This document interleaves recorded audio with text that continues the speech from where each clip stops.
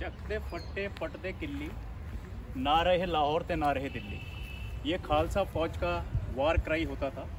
जब खालसा फ़ौज मुग़ल शिविरों पर सर्जिकल स्ट्राइक करती थी, जब वे अनअवेयर होते थे और रिलैक्स कर रहे होते थे, तो जो खालसा सैनिक थे संख्या में बहुत कम होते थे, 50, 60, 100, 50 इस तरह के, और मुग़ल फ़ौज की संख्या हज़ारों में होती थी।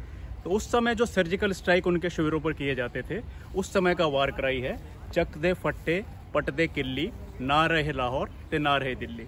इसका अर्थ ये है कि जिस समय ये सर्जिकल स्ट्राइक होते थे तो छोटे नदी, नालों, खाइयों, गड्ढों आदि को पार करने के लिए एक फट्टा बिछाया जाता था और उससे ये खालसा फ़ौज उस तरफ जाती थी और अपना काम करने के बाद, यानी कि शिविर को तहस नहस करने के बाद, उन मुग़ल सैनिकों को मारने के बाद जब वापस आती थी तो फिर ये कहा जाता था कि चक दे फट्टे, यानी कि फट्टे उठा लो ताकि वो फ़ौज हमारे पीछे ना पाए, और पट दे किल्ली, यानी कि उनके शिविरों को तहस नहस कर दो, उनके जो खूंटे गड़े हैं उनको हटा दो। चक दे फट्टे पट दे किल्ली, और ना रहे लाहौर ते ना रहे दिल्ली।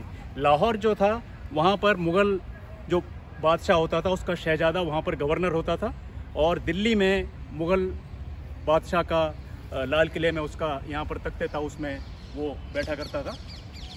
तो उसका प्रतिनिधि जो गवर्नर होता था वो लाहौर में होता था और मुग़ल बादशाह दिल्ली में होता था। तो फिर ये वार क्राई होता था कि चक दे फट्टे पट दे किल्ली ना रहे लाहौर ते ना रहे दिल्ली।